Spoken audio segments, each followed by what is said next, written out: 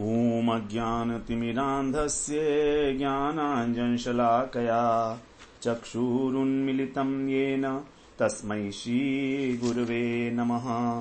वन्देऽहं श्रीगुरो श्रीयुत्पदकमलं श्रीगुरून् वैष्णवांश्च श्रीरूपं साग्रजातं सहगण रघुनाथान्वितं तं सजीवं साद्वैतं सावधूतं परिजनसहितं कृष्ण चैतन्यदेवं श्रीराधा कृष्णपादान् सहगण ललिता श्रीविशाखान्वितांश्च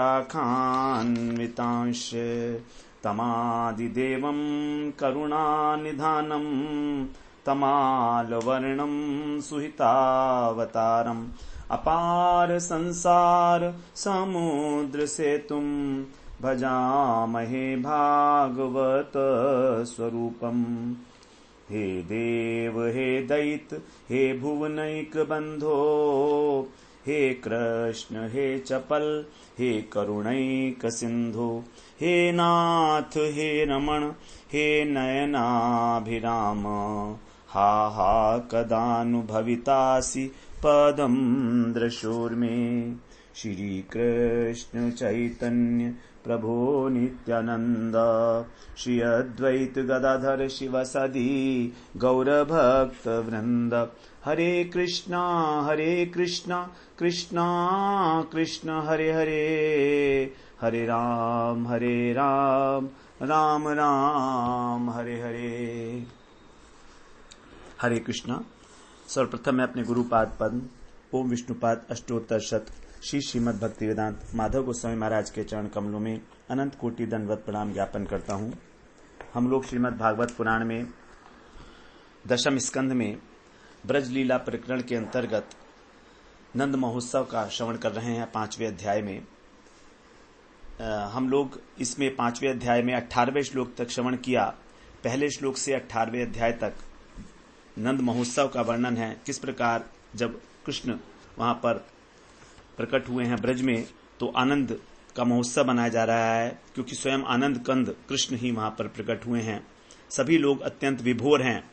कृष्ण अत्यंत आनंद के साथ जो है जन्मोत्सव मनाया गया और सभी आनंद में डूबे हैं। नंद बाबा ब्रजवासी सभी ब्रजवासी जो है इतने मग्न हैं कि अपना सारा घर का कार्य संपन्न करके जैसे तैसे हो और नंद के नंदालय में दौड़ दौड़ कर आते हैं। इस प्रकार से वो उनको देखकर प्रतिदिन उनकी रूप माधुरी का दर्शन करके और आनंद समुद्र में डूबे रहते हैं। और नंद बाबा का तो कहना ही क्या, उनको तो किसी प्रकार कोई होश ही नहीं रहा है अपना। तो इस प्रकार से परम आनंदमय इस महोत्सव के अंदर निमग्न रहने के कारण जब एक दिन उपनंद इत्यादि जो वृद्ध गोप हैं उनके साथ परामर्श किया गया, तब नंद बाबा को जो है ध्यान में आया कि कंस का कर भी तो चुकाना है। तो इस प्रकार से अब 19वें श्लोक में बता रहे हैं।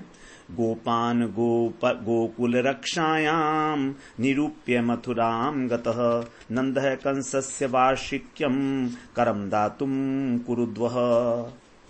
कह रहे हैं कुरुद्वः अर्थात हे कुरु वंश के पालक परीक्षित, गोकुल रक्षायाम गोकुल की रक्षा के लिए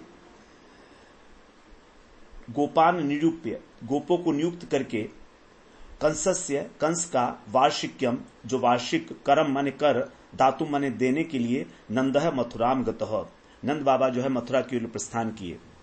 तो नंद बाबा प्रतिवर्ष जो है कंस को कर दिया करते थे।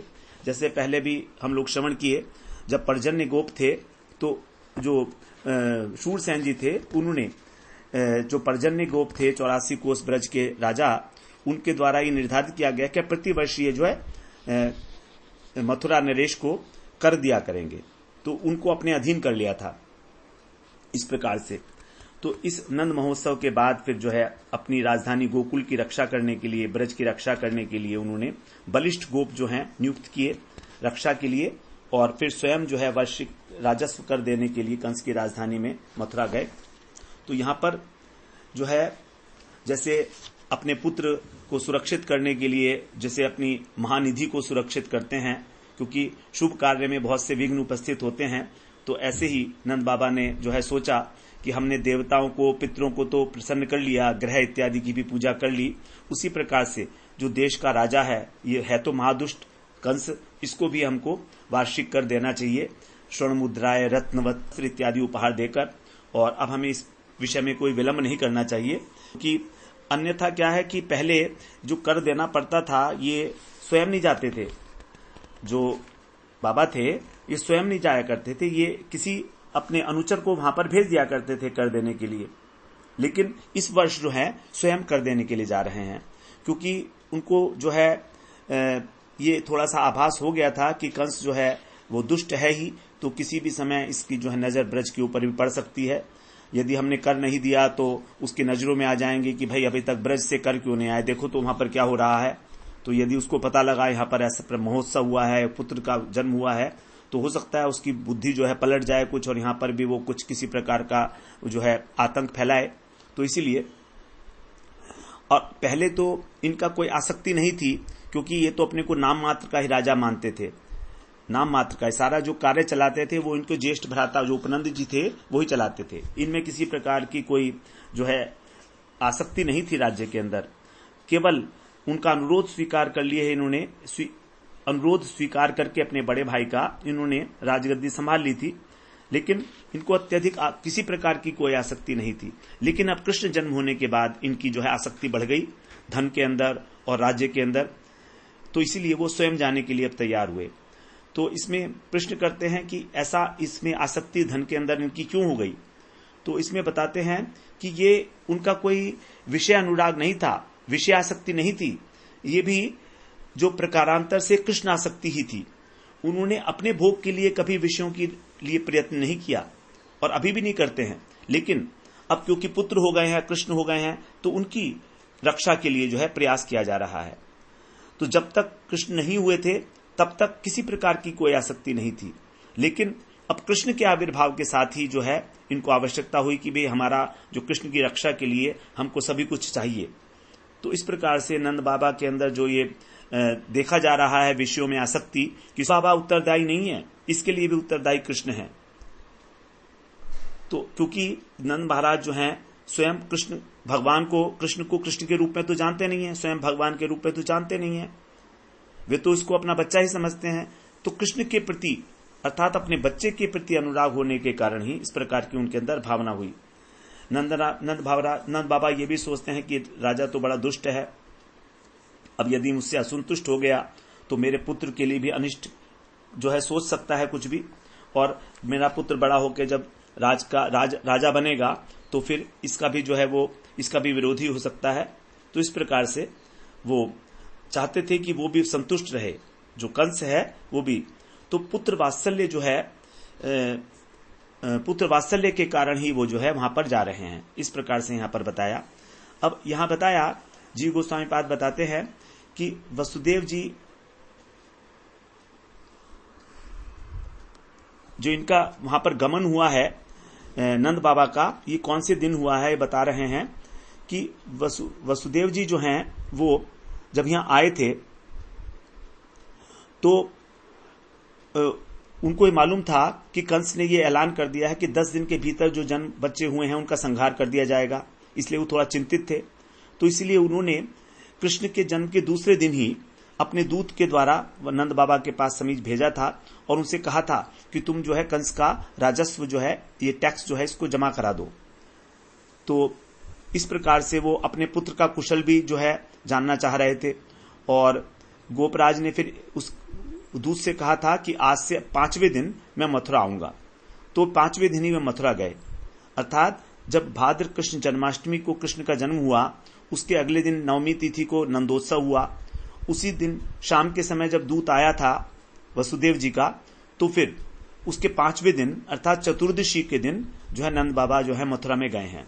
यहां पर नंद बाबा का मथुरा गमन हुआ है वो चतुर्दशी के दिन हुआ है, और वहां पर फिर नंद बाबा बड़े बैलों के अंदर सामग्री रख के अच्छी प्रकार से सुसज्जित करके दूध, घी, मक्खन, वस्त्र इत्यादि, और नंद बाबा जो है वहां पर उसकी कंस की सभा में उपस्थित हुए और उनको सब उपहार दिया। कंस बड़ा प्रसन्न हुआ इनसे, इनका सम्मान भी किया, और फिर इनको विदा किया वहां से। अब आगे जहां पर ये रुके हुए थे मथुरा में, वहां पर आकर उपस्थित हो गए। अब आगे 20वें श्लोक में कह रहे हैं, वसुदेव उपश्रुत्य भ्रातरम नंदमागतम ज्ञात्वा दत्तकरम ज्ञाज्ञे ययौ तव अवमोचनम। भ्रातरम नंदम, अपने भाई नंद को, आगतम उपश्रुत्य, आया हुआ सोचकर कि वो मथुरा में आए हैं, राज्य दत्त करम, और राजा को कर दे दिया है, ज्ञात्वा माने यह जानकर, तत् अवमोचनम ययौ, उनके जो ठहरने का स्थान था जहां पर वो रह रहे थे, शकट गाड़ी जहां पर खोलकर रखी हुई थी वहां पर, ययौ माने गए, तो उनसे मिलने के लिए उनके जो ठहरने का स्थान था वहां पर। तो यहां पर जो नंद बाबा हैं वो उनके भाई है, भ्रात है, क्योंकि नंद बाबा जो है वैश्य कन्या से उत्पन्न हुए थे, और ये जो है वसुदेव जी ये क्षत्रिय पत्नी से उत्पन्न हुए थे जो शूरसेन की पत्नी थी, इसलिए वो सौतेला भ्राता हुए इनके। देवमीर जी ने 2 विवाह किए थे, तो उस प्रकार से क्षत्रिय और वैश्य तो दोनों से ही एक एक पुत्र हुआ था। और शूरसेन जो है उनके वसुदेव जी हुए थे, शूरसेन के वसुदेव जी हुए थे, और पर्जन्य से नंद हुए थे। इस प्रकार ये भी दोनों जो है भाई भाई हुए, क्योंकि वसुदेव वो शूरसेन और पर्जन्य नहीं, शूरसेन के शूरसेन और पर्जन्य ये दोनों जो है सौतेले भाई थे, और इसी प्रकार से इनके जो पुत्र हुए वसुदेव और नंद ये भी भाई भाई हुए। तो इस प्रकार से यहां बता रहे हैं कि ये अत्यंत आपस में जो है संबंधी हैं दोनों ही सब प्रकार से, इसलिए, और दूसरा इनका आपस में प्रेम भी है। तो आगे जो है कह रहे हैं इसमें 21वें श्लोक में, तम दृष्ट्वा सहसोत्थाय देह प्राणमिवागतम प्रीतः प्रियतमं दोर्भ्याम सस्वजे प्रेम विव्वलः।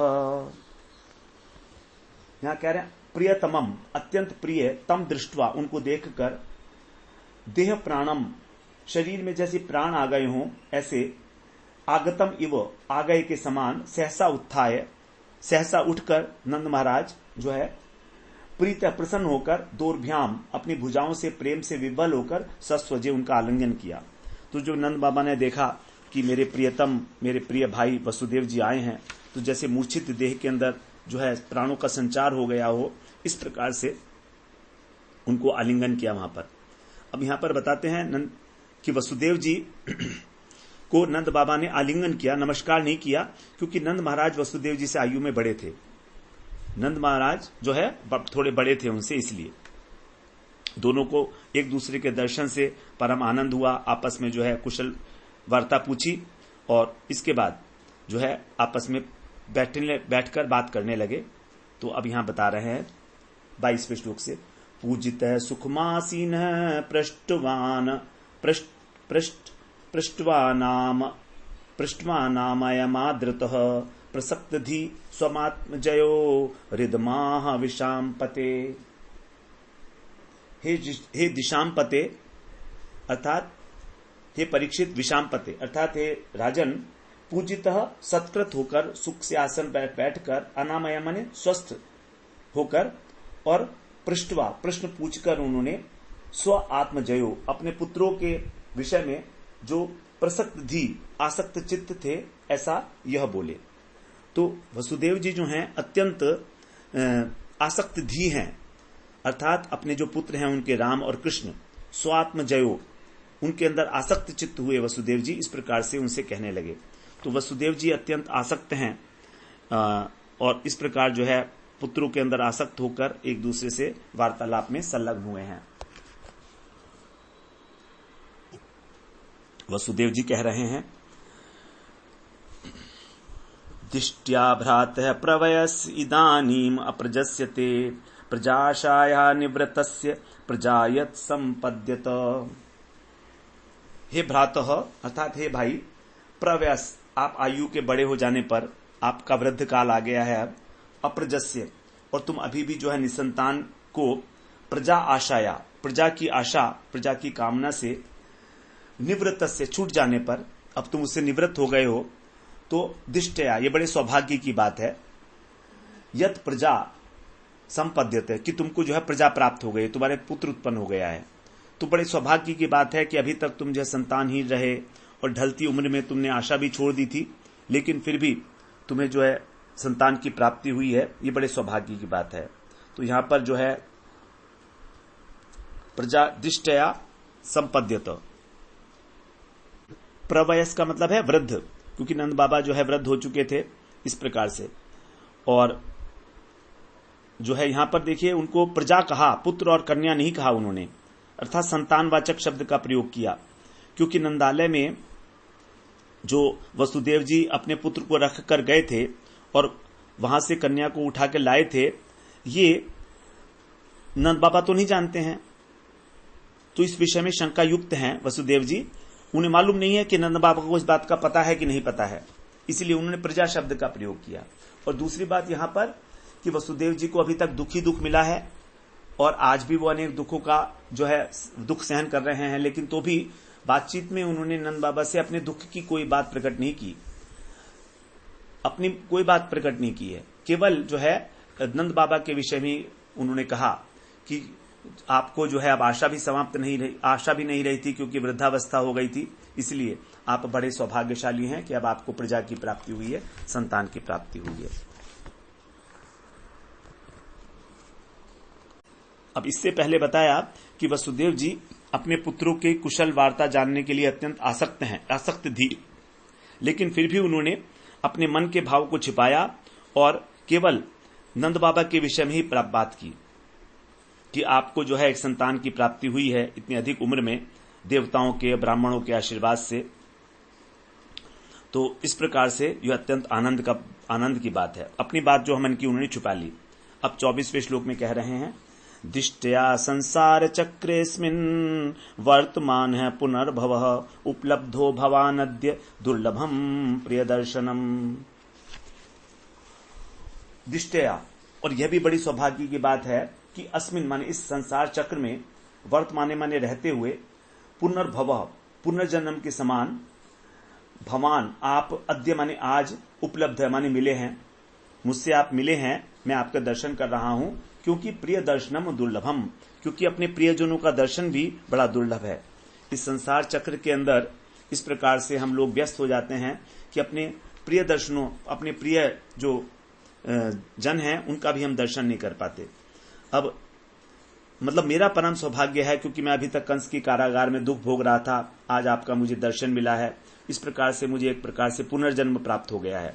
ये इस प्रकार का यहां पर भाव बताते हैं। इसमें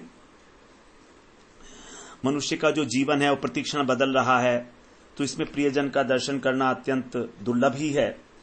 और विशेषकर जब पुत्र पैदा होने से तुम परम आनंदित हो, इस समय में तुमसे मिलना ये सबसे बड़ी बात है। तो इस प्रकार से अपने प्रियजन को आनंदित देखना, उससे मिलकर आनंदित उसको भी देखना, ये भी अत्यंत दुर्लभ बात है। इस प्रकार यहां पर बताया। अब 25वें श्लोक में कह रहे हैं, नयेत्र प्रिय संवासः सुहृदाम चित्रकर्मणाम औघेन व्यूहमानानाम प्लवनाम स्रोतसो यथा। यथा माने जैसे, स्रोत से, एक स्रोत से, औघेन माने बाढ़ से, जब स्रोत में बाढ़ आती है तो उससे व्यूह माया नाम जो बहाए जाने वाला, प्लवा नाम जो तैरने वाले तृण है अथवा लकड़ी इत्यादि, वे विचित्र रूप से प्रारब्ध के कारण, चित्रकर्मणा माने प्रारब्ध के कारण, प्रिय सुहृदाम अपने प्रिय सुहृदों के साथ एकत्र संवासो न, एक साथ निवास नहीं हो पाता। तो नदी का बड़ा प्रबल प्रभाव होता है, उसमें जो तिनके होते हैं वो एक साथ हमेशा नहीं रह सकते, कभी मिलते हैं कभी बिछुड़ जाते हैं। तो इस संसार प्रवाह ऐसा ही है, प्रारब्ध के अनुसार सगे संबंधी जो हैं अपने अपने स्थान पर काम करने के लिए इधर उधर चले जाते हैं, जीविका अर्जन के लिए, साथ कहां रह पाते हैं। तो इस प्रकार से ये जो हमारा मिलन हुआ है ये भी बड़ा दुर्लभ है, बड़ा सौभाग्यशाली हैं हम कि हम आपसे मिले हैं आज। आप जो है यहाँ पर ब्रज में राजा बने हो, गोप हो, और मैं वहां पर कारागार में अभी तक राजबंदी होकर किसी प्रकार से अपना जीवन बिता रहा था। तो हमारा दोनों का मिलना भी संभव नहीं था, लेकिन देखो आज विचित्र है कर्म की गति, तो इसके कारण जो है हमको आपस में मिलना हो गया, अन्यथा पता नहीं लगता कौन जीव कहां जाए, कौन जीव कहां जाए। अब 26वें श्लोक में बोलते हैं, कच्चित् पश्यम् निरुजं भूर्यं तृणवीरुधं बृहद्वनं तधुना यात्रास्ये त्वं सुहृद्रतः। आजकल जो है तुम माने तुम, जहां पर यत्र माने जहां पर सुहृद व्रत है, अपने सुहृदों से घिरे हुए, अधुना माने इस समय रह रहे हो, आज से माने रह रहे हो, तद वृहद वनम, वो जो वृहद वन है, पश्व्यम जो पशुओं के लिए, और निरुजम रोगहीन, भूरी अंबु बहुत जल वाला, तृण वीरुधम घास और पौधे से युक्त तो है ना, कच्चित, तो वहां पर पशु जो हैं उनके लिए पानी, घास, पौधे इत्यादि तो है ना, किसी प्रकार का कोई कष्ट तो नहीं है। इस प्रकार खाने पीने का जो प्रबंध है गोकुल में, वहां कोई कष्ट तो नहीं है आपके वहां पर रहने का। इस प्रकार से जो कुशल वार्ता जो है पूछी जा रही है एक दूसरे के विषय में, एक दूसरे की क्या, पहले नंद बाबा के विषय में ही पूछी जा रही है कि वहां पर प्रचुर जल और तृण इत्यादि तो है ना, क्योंकि जो गोप होते हैं तो उनके लिए यही चाहिए, उनकी जो संपत्ति है वो तो गाय हैं, तो गाय के लिए क्या चाहिए, पानी चाहिए और घास चाहिए, पौधे इत्यादि चाहिए, और उनको चराने के लिए कुछ वन क्षेत्र इत्यादि की आवश्यकता होती है। तो ये सारी बातें पूछ रहे हैं कि किसी प्रकार की कोई जो है उनको बीमारी तो नहीं है, कोई परेशानी तो नहीं है। अब 27, अब मन की बात तो इनकी ये है कि अपने पुत्रों के विषय में पूछना चाह रहे हैं, लेकिन पूछना नहीं चाह रहे, क्या कह के पूछेंगे, क्योंकि उन्हें मालूम ही नहीं है। वो तो सोचते हैं कि मेरे पुत्र का, अपने पुत्र का अपना पुत्र समझ के उसका पालन कर रहे हैं। उन्हें ये नहीं मालूम है नंद बाबा को कि किसका पुत्र है, वो तो अपना पुत्र समझ रहे हैं, लेकिन है तो मेरे पुत्र। तो वसुदेव उनको अपना पुत्र समझ रहे हैं। इस प्रकार से 27वें श्लोक में कह रहे हैं, भ्रातर्मम सुतः कच्चिन् मात्रा से भवद ब्रजे तातम भमंतम भवान मानो भवद भयाम उपलालितः। हे भ्रातः, अब यहां पर पूछा है 27वें श्लोक में, मेरा पुत्र मम सुतः मात्रा से है, अपनी माता के साथ, भवत ब्रजे आपके ब्रज में, भवत भ्याम आप दोनों के द्वारा, उपलालित लालित पालित होकर, लालन पालन होकर, भवंतम आपको ही, तातम मनवान है पिता मानता हुआ, कच्चित माने कुशल पूर्वक तो है। मेरा जो पुत्र है, एक बात मैं आपसे पूछता हूं, क्योंकि रोहिणी जी तो वही है ना, तो यहां पर बलदेव जी के लिए पूछा जा रहा है, केवल एक वचन है ना, इसलिए कह रहे हैं। तो जो अपनी माता रोहिणी के साथ वहां पर रहता है वो, और वो भी जो है यशोदा, तुम्हारे पुत्र के समान ही लालन पालन किया जा रहा होगा और तुमको ही अपना माता पिता मानता होगा, तो वो कुशल से तो है ना। तो यहां पर जो है एक पुत्र के लिए कहा गया है, रोहिणी के लिए पूछा। अब कृष्ण जन्म के 8 दिन पहले रोहिणी जी का पुत्र पैदा हुआ था, ये समाचार तो वसुदेव जी को मालूम ही था, क्योंकि उन्होंने मथुरा के आने से पहले ही वसुदेव जी ने गुप्तचर के मुख से जान लिया था कि रोहिणी जी का एक पुत्र हो चुका है। तो ये तो वो जानते ही थे। अब वसुदेव जी रोहिणी के पुत्र का समाचार तो पहले से जानते ही थे। नंद के लिए इस पुत्र को अपना समझना संभव न होने पर भी कह रहे हैं कि आप मानते होंगे आपका, तो मेरा पुत्र आपको पिता समझता होगा। तो ऐसा पूछना उनका, रोहिणी जी का, वसुदेव जी का रोहिणी के प्रति अर्थात बलराम जी के प्रति उनके भाव को शो कर रहा है। वसुदेव जी ने यहां पर नंद बाबा को ये नहीं बताया कि हम लोग इतने समय तक जेल में रहे हैं, कारागार में, हमारे इतने बेटे मारे गए हैं, 8वीं जो लड़की हुई थी उसकी क्या दशा हुई, कुछ नहीं बताया। तो ये सब चीजें नहीं बताई उन्होंने, क्योंकि और नंद बाबा को ये सब मालूम है वैसे, तो अपना दुख जो है वो नहीं बता रहे हैं उनको, क्योंकि हम तो दुखी हैं ही, तो हमारा दुख सुनकर आप भी दुखी हो जाओ, ये जो है कोई अच्छा तरीका वार्तालाप करने का नहीं होता है। इसी प्रकार से वो अपने दुख का कहीं पर भी इसमें मेंशन नहीं कर रहे हैं, उन्हीं के विषय में पूछ रहे हैं। अब आगे 28वें श्लोक में कह रहे हैं, पुंसस्त्रिवर्गो विहिता सुहृदो ह्यनुभावितः न तेषु क्लिश्यमानेषु त्रिवर्गोऽर्थाय कल्पते। यहां पर कह रहे हैं ही माने क्योंकि उनसे माने मनुष्यों के लिए जो सुहृद, उनके सुहृद हैं, उनको प्रसन्न करने वाला जो त्रिवर्ग है, धर्म अर्थ काम। तो 3 प्रकार की जो चीजें हैं, धर्म अर्थ काम, ये शास्त्र विहित है। विहित माने शास्त्र से सम्मत हैं। तो तेषु माने उन सुहृदों के जो है कष्ट पाते हुए यदि ये सब करें हम, और यदि अपने को सुख मिले और स्वजनों को जो है सुख ना मिले, तो फिर ये जो तीनों ही हैं ये अर्थाय न कल्पते, इनका कोई अर्थ नहीं है, ये हितकारी नहीं है। मतलब मनुष्य के लिए जो धर्म अर्थ काम इत्यादि किए जाते हैं, यदि हमारे बंधु बांधवों को सुख मिले इसलिए किए जाते हैं, लेकिन यदि केवल इनसे अपने को सुख मिल रहा है और अपने स्वजनों को दुख मिले, तो इस प्रकार से ये तीनों ही तीनों बेकार हैं, व्यर्थ हैं। न कल्पते क्लिश्यमानेषु त्रिवर्ग, यही तीनों धर्म अर्थ काम यदि हमारे संबंधियों को जो है कष्ट दे रहे हैं, तब ये ठीक नहीं है। तो कहने का अर्थ ये है कि तुम बड़े सौभाग्यशाली हो, क्योंकि तुम अपने स्वजनों का पालन कर रहे हो, सबका, मित्र, पुत्र, पत्नी इत्यादि का। और मेरा बड़ा दुर्भाग्य है कि मेरे पास जो है धन संपत्ति का अभाव नहीं है, लेकिन तो भी मैं अपनी स्त्री और पुत्र इत्यादि का पालन करने में असमर्थ हूं। और त्रिवर्ग का साधन भी जो है वो पुरुषार्थ नहीं है, यदि हमारे आत्मीय जनों को दुख का कारण है वो। इस प्रकार से जो है केवल धन कमाकर और अपने लिए धन कमाना, अपने लिए ही अपनी इच्छाओं को पूरी करना, यही वास्तव में जो है जीवन का उद्देश्य नहीं हो सकता। यथार्थ धनी तो वही है जो अपने स्वजन लोगों के भी सुख का विधान करे। तो इस प्रकार से तुम जो है सबके साथ सुखपूर्वक व्यतीत कर रहे हो सारा समय, तो ये तुम्हारे लिए बड़ा सौभाग्य का विषय है। अब नंद बाबा कह रहे हैं, नंदोवाच अहो ते देवकी पुत्रः कंसेन बहवो हतः एकावशिष्टावरजा कन्या सापी दिवम गता।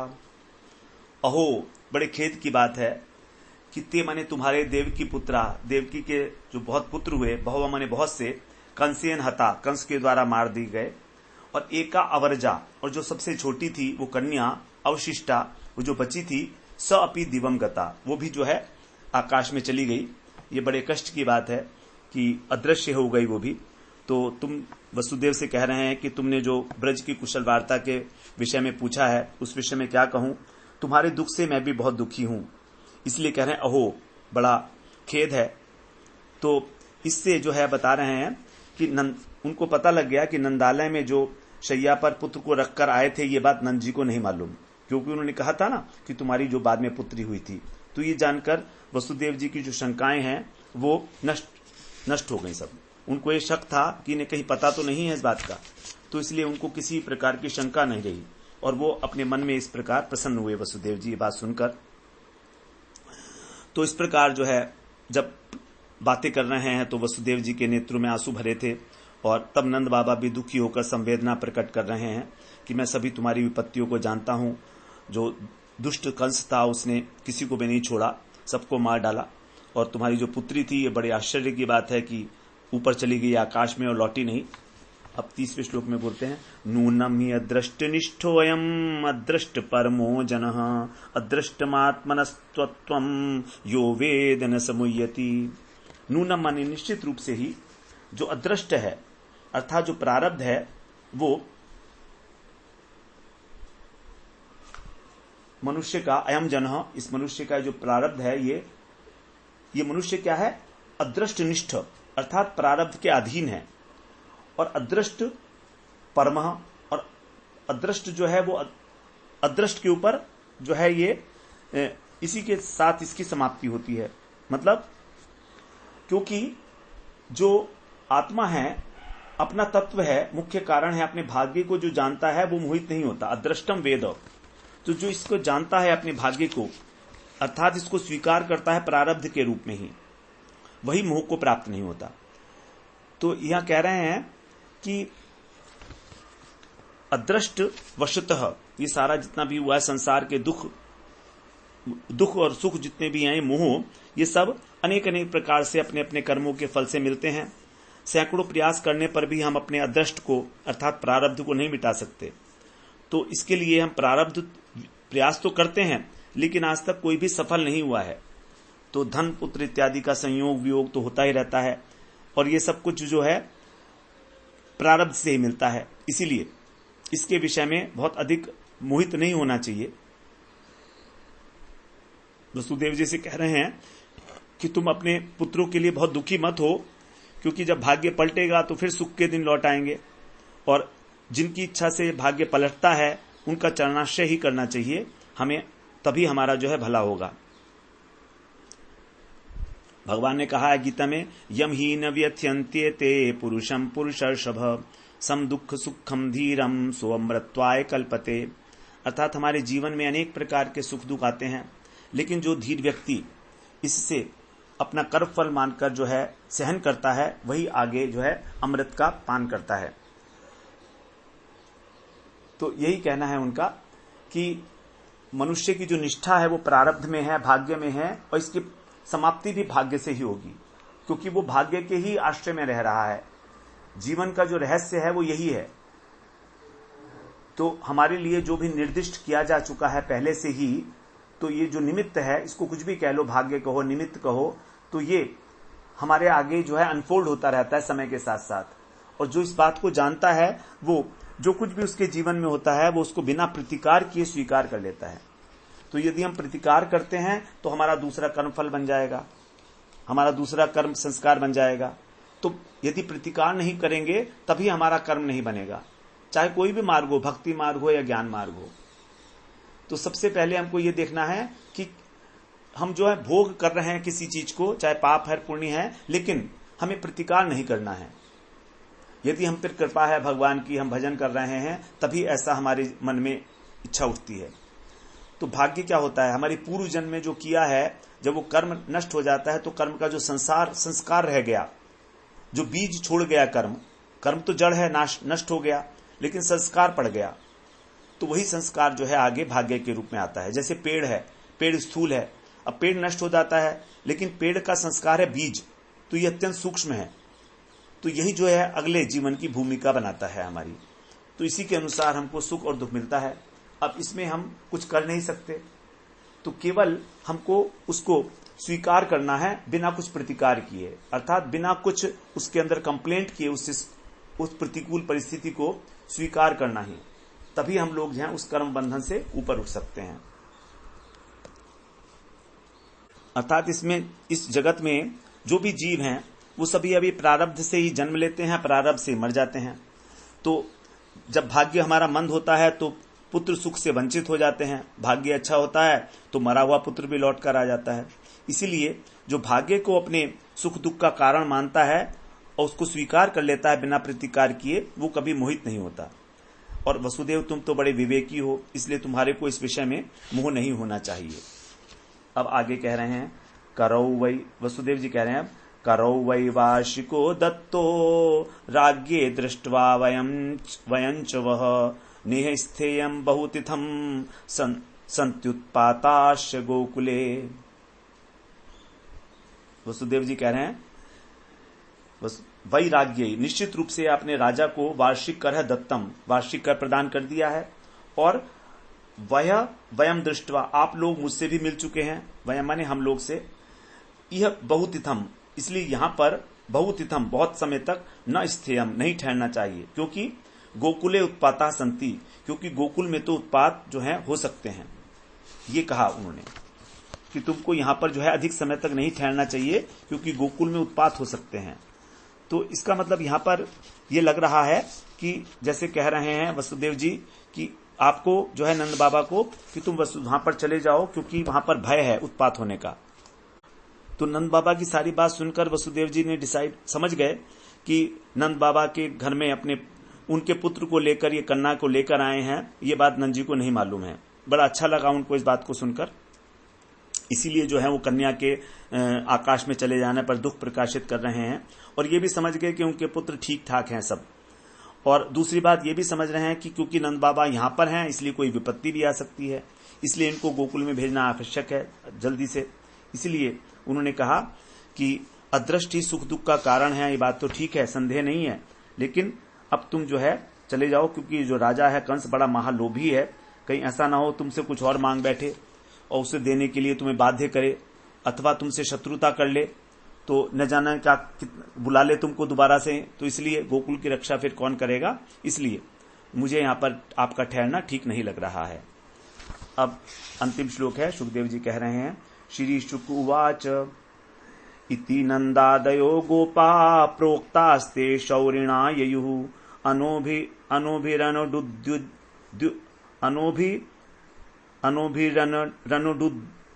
रणुडुद युक्तैस्तमनुज्ञाप्याय गोकुलम। सुखदेव जी ने कहा, शौरिणा, नंद वसुदेव जी जो हैं शूरसेन के पुत्र, इस प्रकार जो हैं शूरसेन के पुत्र के द्वारा, इति माने इस प्रकार, प्रोक्ता माने कहने पर, नंदादय जो नंद आदि गोप थे, तम अनुज्ञाप्य उनकी अनुमति लेकर, अनुडुद युक्तै बैलों को जोतकर गाड़ी में, अनोभी छकड़ों के द्वारा और छकड़ों को जोतकर, गोकुलम ययु गोकुल के लिए चल पड़े। अनोभी माने होता है बैलों को जोड़कर, अनुडु युक्तै अनोभी, इस प्रकार से जो है गोकुल के उन्होंने प्रस्थान किया। तो वसुदेव जी की बात जब सुनी नंद बाबा ने तो बड़ा आश्चर्य हुआ उन्हें। वे सोचने लगे कि यदि गोकुल में कोई उत्पात हो गया तो क्या होगा। इसी आशंका से वो एकदम गोकुल जाने के लिए व्यस्त हो गए और अपने अपने जो हैं छकड़े जोड़ने लगे जिससे कि हम लोग गोकुल चले जाएं। तो यहां पर बताते हैं कि वसुदेव महाराज जो है आनक दुंदुभी है उनका नाम, और वो जो भी बोलते हैं सत्य होता है।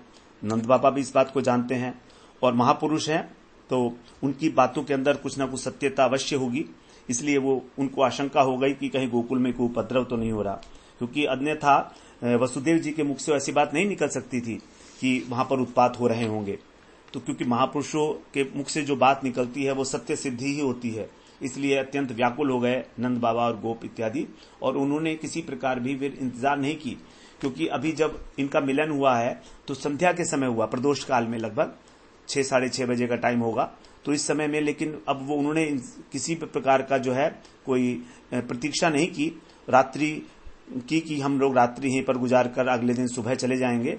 वो रात को ही वहां से निकल लिए, रात्रि के समय ही जो है बिना प्रतीक्षा किए, क्योंकि वसुदेव जी का एक कहना जो है उनको अत्यंत व्याकुल कर रहा था नंद बाबा को कि कहीं हमारे नंद गोकुल के ऊपर कोई किसी प्रकार का कोई संकट तो नहीं आ गया है। तो इस प्रकार से हम लोगों ने ये आज 5वां अध्याय पूरा किया है। अगले सत्र में फिर हम लोग 6ठे अध्याय में प्रवेश करेंगे, जिसमें पूतना के विषय में बताया जाएगा। कुछ अध्याय अब पूतना से संबंधित है, पूतना का उद्धार भगवान किस प्रकार करते हैं उसका हम लोग अगले सत्र में फिर श्रवण करते हैं। वांछा कल्पतरुभ्यश्च कृपा सिंधुभ्य एव च पतितानां पावनेभ्यो वैष्णवेभ्यो नमो नमः।